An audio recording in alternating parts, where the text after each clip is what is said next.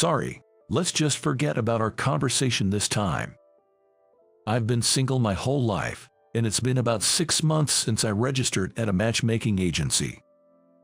During that time, I've been turned down by women a total of 6 times. Well, if it's okay, can you tell me what put you off? Was it my age, or maybe my income? I wanted to know what I did wrong this time, so I asked the woman I was meeting with. No, I mean, I'm 35 and I don't mind that you're 43. I think you earn pretty well. It's not those two things. It's just what? Well, I don't know how to put this, but something about you doesn't really click with me. Oh, I see. I'm sorry. Upon hearing the woman's words, I let out a sigh, really? And I said, thank you, to her, then paid the entire bill for our coffee at the cafe. It's a rule at the matchmaking service I'm part of that the man pays for the coffee. By the way, the fact that men pay more is also true for the monthly membership fee. Men have to pay 3 times as much as the female members. I make a decent salary for a regular employee, but it still feels like a significant expense. My name is Brian, a 43-year-old bachelor. The number of years I've been single matches the years I've lived. In a desperate attempt to change my life's course, I joined the matchmaking service, but every woman I meet says the same thing. There's something about you that just doesn't sit right with me. I've scoured books on dating etiquette, and I always make sure I look presentable. Yet, here I am. What am I supposed to do from now on? I half whined to my coworker, Tom, as I usually do. Hey, calm down, everything will work out. At the bar, he gave me a reassuring pat on the back. By the way, this guy, he's happily married with 3 kids. It'll work out, you say. I don't want to hear that from someone as happy as you. With a wry smile, Tom added, my wife and I, we're like 2 peas in a pod. The moment we met, we both just knew. Is there really such a thing as a destined meeting? I believe there is. I mean, we've built a happy family. Heck, our eldest is about to go to middle school. Look, Tom showed me a picture on his phone of his child. But when I saw that picture, my eyes were drawn to a woman standing next to Tom's daughter. Who's that? I asked. That's my daughter's teacher, Catherine. Pretty, isn't she? But believe it or not, she's almost 40. Yet, she's still single. I feel like I've seen her somewhere, or maybe not. Suddenly, I felt a strange connection with this woman. Did you feel something? Maybe. I think I might have. I wonder why. Oddly enough, I found myself missing that woman named Catherine Smith. Strange, isn't it? I've never even met her. Should we consider a matchmaking date then? A matchmaking date? Yes. Apparently, she's been getting quite a few offers, but she hasn't found anyone she really clicks with. She mentioned it in passing during a meeting. Well, maybe it's fate. If she's okay with it, can we arrange it? I'll reach out to her tomorrow to see. Tom seemed really excited about the idea. Even after I stopped looking at her picture on my phone, I couldn't get her face out of my mind. That feeling persisted even after I got home. There was no one else at home to distract me. Up until the year before last, returning home would clear my mind. I'm home, Mom. I told my mother's photo, which was placed on the family altar. My mom, whom I lived with up until 2 years ago, had fallen ill and passed away all too suddenly. That's when I started seriously considering marriage. Perhaps it's a regret for not letting her see her grandchild, or maybe I just can't bear being alone. Besides marriage hunting, there was another thing I had been doing. Oh, the PA agency is calling. Hello, I see. Still no lead, huh? The call was about my twin brother, who's still missing. I have a twin brother. However, he was given up for adoption when we were very young, and I have no idea where he is now. Since finding out about my mom's illness, I've been using several PI agencies to try and locate him, but to no avail. I wish I could have at least let you meet him, I whispered, gazing at my mother's photo. Mom raised us all by herself. I don't really remember our father. He left us when we were very young. Mom worked tirelessly ever since, which eventually took a toll on her health. Raising my brother and me with her condition was challenging, and my mom, having no relatives, was advised by a close friend to consider adoption. Reluctantly, she decided to give up my brother for adoption. Despite being a child, my brother understood the situation. He said, "I'm the older one, so I can handle being away from mom. I can get along with a new mom and dad, so I'll go to a new home." I still remember the image of my brother offering himself for adoption. Later, I heard the adoptive parents moved abroad for work, and we lost touch with them. Now, I have no idea where he is. Brother, even if I call out, my missing brother won't answer. Tears welled up in my eyes, and I wiped them away. Not long after, the day of my matchmaking date with Catherine arrived surprisingly soon. She herself had responded, expressing her keen interest to meet me. From what Tom said, she had lived abroad for quite some time and was a very straightforward and efficient lady. I heard she'd never been married. The matchmaking date was set at a hotel restaurant, with Tom accompanying us. Upon reaching the hotel lobby for our meetup, the two of them were already there. Catherine looked even more beautiful and youthful than her pictures. I was captivated by her for a moment. After she took a long, hard look at my face, she nodded slowly. We took our seats at the restaurant, exchanged greetings, and introduced ourselves. All the while, she kept staring intently at my face. No, it wasn't just staring. It felt like she was drilling holes with her eyes. "What's going on? It's just a matchmaking date, but being stared at like this is making me nervous. I wonder if there's something on my face or something's wrong." Tom was looking at her with a curious expression.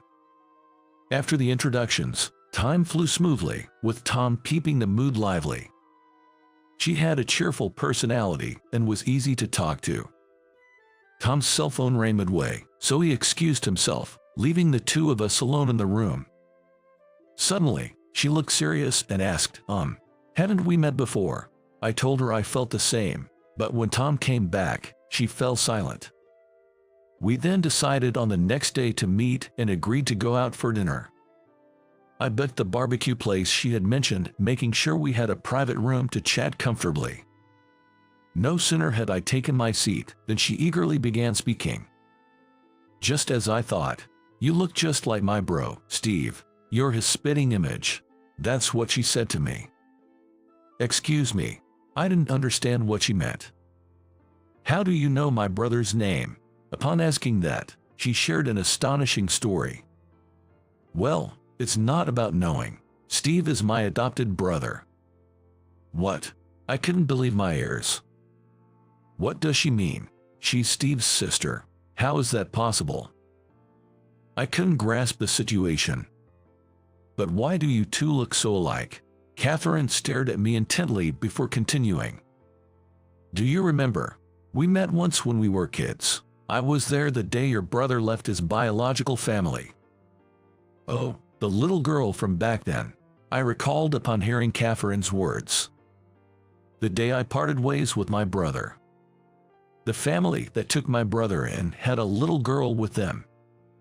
That's why when I saw your picture on my phone, it clicked. Same for me. It clicked when I saw your photo. I wanted to meet you. I wanted to meet you." We said the same words in unison. Realizing how in sync we were, we both burst out laughing. She avoided discussing it during the matchmaking date because she wasn't sure how much Tom was aware of the situation. "So, how's Steve doing?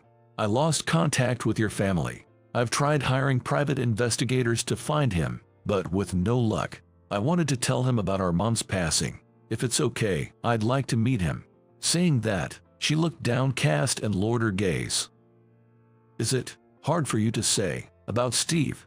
Catherine remained silent, looking down. "What happened to my brother? Please, tell me." With a sorrowful look, Catherine told me about my brother's current situation. "Steve has leukemia." "What? Leukemia?" Catherine softly uttered the name of the disease my brother was suffering from. When I heard that word, I was reminded of the day we lost our mom. I was consumed with fear that my brother might pass away just like our mom. Leukemia isn't incurable. It's a treatable disease. But we can't seem to find a compatible donor. I was tested but was not a match. We've lost both our parents, so he's the only family I have left. I desperately want to help him." Tears spilled from Catherine's eyes. The next day, I took a day off from work and rushed to the hospital. When I opened the door to the room, there was my brother, sleeping on the bed. Even as we got older, our faces remained strikingly similar. And incredibly, our reunion was able to save my brother from his illness. Who would have thought? Being saved by my long-lost younger brother. I was just as shocked to think that my matchmaking date's adopted brother was my actual brother. We shared many feelings and stories in that hospital room. After hearing from Catherine, I immediately got tested and became a bone marrow donor for my brother. And after the bone marrow transplant, my brother made a remarkable recovery. Being identical twins, the bone marrow was a perfect match. So, what's the deal with you and Catherine? What are you talking about? I've been getting regular updates from Catherine. Seems like you two are meeting up frequently, using me as an excuse. After that matchmaking date, Catherine and I met several times because of my brother's situation. With each meeting, I found myself growing fonder of her. So, have you confessed your feelings to her?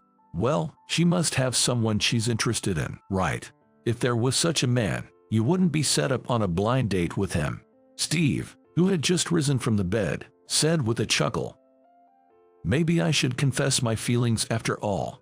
It seems like she's been waiting for you to confess to her, Steve said with a gentle smile.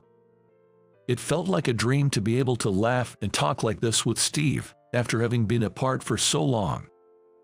Maybe it was my mom who brought us back together, I said pensively. I plan to visit Mom's grave once I'm discharged, remembering our late mother upon hearing Steve's words. Mom always wanted to see you, Steve. Thanks to you, I finally got to. Thank you. Thank you too, Steve, for fighting through your illness and staying with us. Steve and I hugged each other tightly, shoulders touching. And then we closed our eyes, thinking of our late mother. Time flew by quickly after that. See you later, I'm off. Hey, Grace, have you said goodbye to Grandma? Yes, bye Grandma, I'm off now. Standing in front of the home altar, our family bade farewell to our mother. Today is our daughter Grace's special 5th birthday celebration. Not long after that day, Catherine and I started dating, and within a year, we were married. Grace, who was born the following year, turns 5 this year. Hey, do you think this dress looks good on me? It looks wonderful on you. Oh, let's take a photo later. Do you think Uncle Steve will be happy to see me in this dress? Of course, he will be thrilled. Yay. Grace was over the moon at Catherine's words. Steve, who is still single, dotes on Grace as if she were his own daughter, and Grace is very fond of him. One day, I want to marry Uncle Steve. The things she comes up with. It made me take a trip down memory lane. Indeed, Catherine and I felt that spark between us, leading us to that matchmaking date, and here we are now. It truly was a destined meeting. I believe that one day, when Grace grows up, she'll meet someone who makes her heart skip a beat. As I look to the future, I deeply hope for that day, feeling grateful for having met Catherine and my brother, and for the chance given to us by Tom. I just want to spend every coming moment in happiness. That's what I believe.